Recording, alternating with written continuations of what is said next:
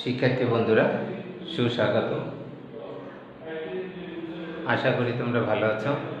আজকে যে বিষয় নিয়ে আমরা আলোচনা করতে যাচ্ছি সে হলো ষষ্ঠ শ্রেণীর 133 পৃষ্ঠার কিছু কাজ আছে, সেই কাজগুলো আমরা করব। সেইখানে আমরা কিভাবে করতে পারি সে সম্পর্কে একটু আলোচনা করব। দেখা যাক সেই 133 পৃষ্ঠার যে 4 নম্বর কাজটি বলেছে, সেখানে বলেছে তোমার শ্রেণীকক্ষ, বাড়িতে এবং অন্য কোনো স্থানে 3টি ভিন্ন ধরনের টেবিল খুঁজে বের করো। 5 নম্বরে বলেছে প্রতিটি টেবিলের দৈর্ঘ্য ও প্রস্থ পরিমাপ করো, তাদের মধ্যকার অনুপাত নির্ণয় করো। 6 নম্বর প্রশ্ন করেছে কোন টেবিলের ক্ষেত্রে দৈর্ঘ্য ও প্রস্থের অনুপাত সবচেয়ে বেশি তা নির্ণয় করো। তাহলে আমরা মনে করব এখানে ধরবো বা মনে করব আমরা এখানে কি করব, প্রথম শ্রেণীকক্ষের যে শিক্ষকের টেবিল, শ্রেণীকক্ষের টেবিল নিলাম। শ্রেণী কক্ষের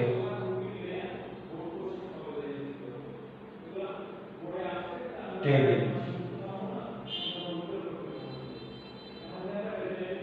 টেবিলের দৈর্ঘ্য সমান 4 ফুট, প্রস্থ সমান 2.5 ফুট নিলাম। তাহলে দৈর্ঘ্য ও প্রস্থের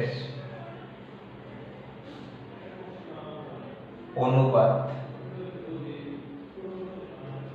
সমান হবে 4:2.5। এখন এটাকে আমরা সমান দিয়ে আবার লিখতে পারি উপরে 4 নিচে 2.5 সমান। আমরা এটাকে যদি 2 দ্বারা গুণ করি তাহলে 4 দুগুণে 8, এখানে হবে 5। হর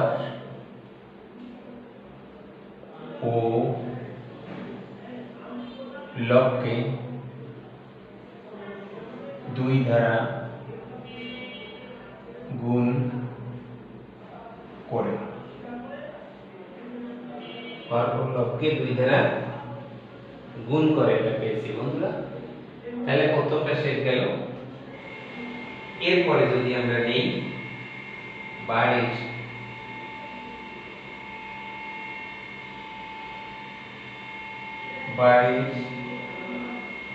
ডাইনিং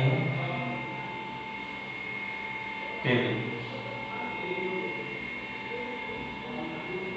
টেবিলের দৈর্ঘ্য সমান 6 ফুট ও প্রস্থ সমান 3 ফুট। তাহলে আবার লিখতে পারি দৈর্ঘ্য ও প্রস্থ এর অনুপাত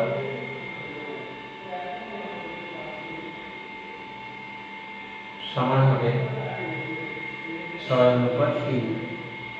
আমরা এটা থেকে সমান লিখতে পারি উপরে 6 নিচে 3। এখানে কিন্তু এর অনুপাত যখন করব তাহলে আরেকটু তোমাদের কি করে দিয়ে দিই। এখানে প্রথমটাকে যদি আমি 3 দিয়ে কাটি তাহলে 3:2 হয়, সরি 3 দিয়ে কাটলে 2:1 হয়, সমান উপরে 2 নিচে 1 হয়। এই গেল এখানে অনুপাত। এখন আমরা নিতে পারি পড়ার টেবিল। আমার পড়ার টেবিল দৈর্ঘ্য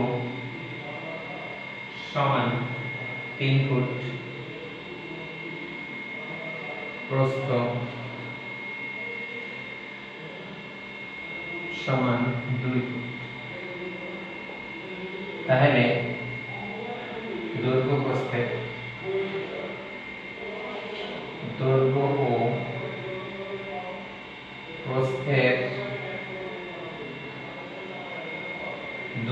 প্রস্থের অনুপাত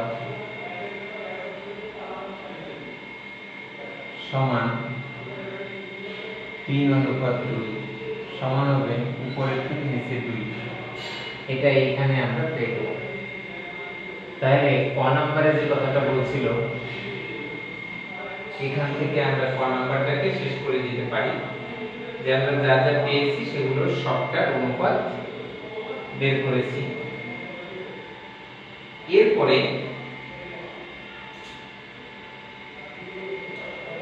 অর্থাৎ এই যে অনুপাতগুলো বের করেছি, এখানে কিন্তু অনুপাত এটাকে এভাবে লেখা যায়। এখানে একটি অনুপাত পেয়েছি, এখানে এই একটা যে লিখেছি এটাকে আরেকটা সমান দিয়ে লেখা যায়, সেটা হলো 8:5 এই লেখা যায়। তাহলে এগুলো আমরা পেয়েছি ক নাম্বারে। খ নাম্বারে যে কথাটা বলেছিল তোমাদেরকে সেটা হয়েছে কোন টেবিলের ক্ষেত্রে দৈর্ঘ্য প্রস্থের অনুপাত সবচেয়ে বেশি সেটা লিখতে বলেছিল।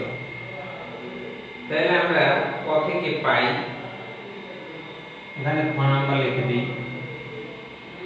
ক থেকে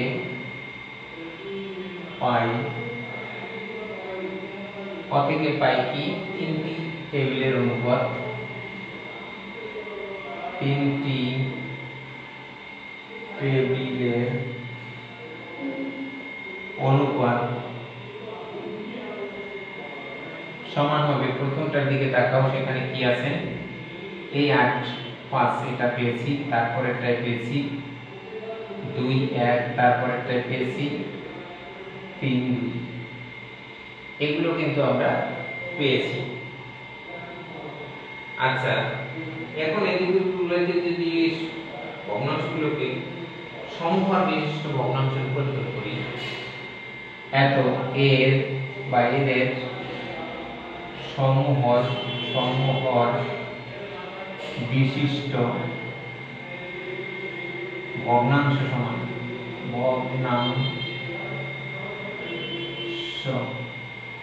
সমান কি হবে?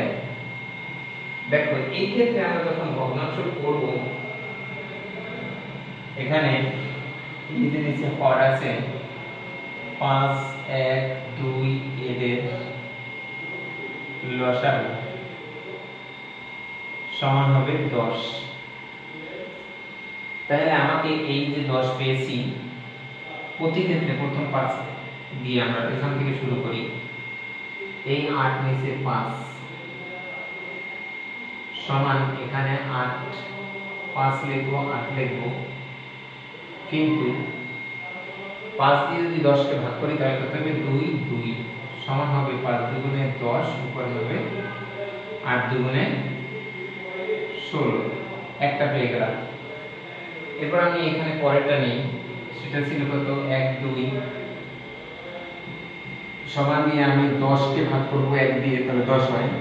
1 গুণ 10, এখানে 2 গুণ 10 সমান দিয়ে এখানে হবে নিচে 10, উপরে হবে 20।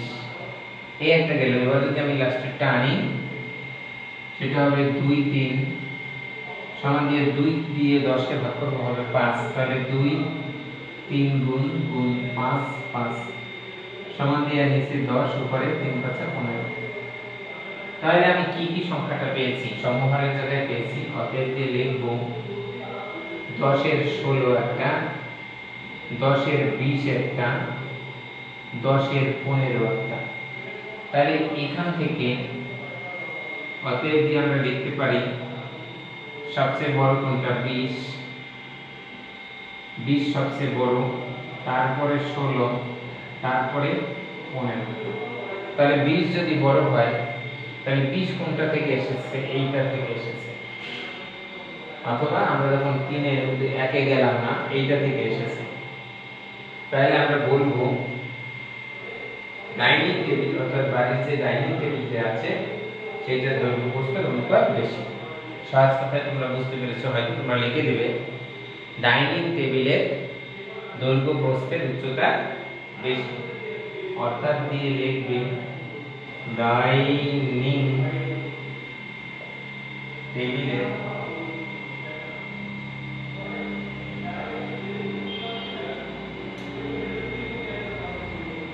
টেবিলের দৈর্ঘ্য ও প্রস্থের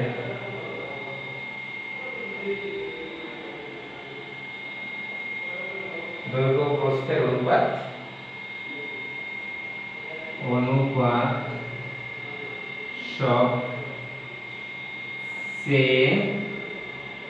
বেশি। তাহলে তোমরা আশা করি বুঝতে পেরেছো অঙ্কটি কিভাবে হবে। শেষে এটা লিখে দিতে হবে। এখান থেকে বুঝলাম আমরা এটাই ডাইনিং টেবিল যেটা আছে সবচেয়ে বড় বা বেশি, তাই আমরা এটাকে গ্রহণ করে নিলাম। কেমন হলো?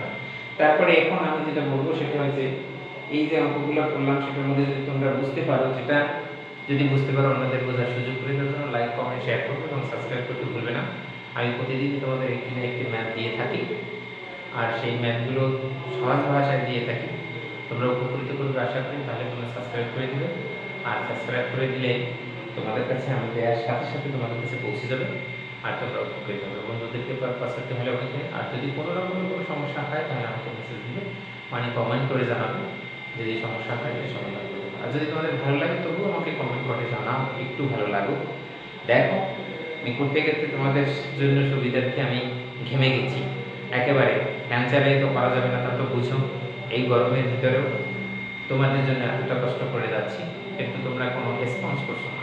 তোমরা একটু রেসপন্স করবে, অর্থাৎ তোমরা আমাকে একটু মেসেজ দিয়ে জানাবে ভালো লাগছে, অথবা এই রকমের হইলে ভালো হয়, এইটা হইলে ভালো হয়, তাও তো একটু বলতে পারো স্যার, যে স্যার এটা যদি এই রকমের হয়, বা আমার কোনো প্রবলেম হতে পারে, যেমন সাউন্ডে একটু সমস্যা হয় আমি মনে করি, কারণ আশেপাশে বিভিন্ন রকমের প্রবলেম হয়, সেজন্য একটু সাউন্ডটা একটু প্রবলেম হতে পারে।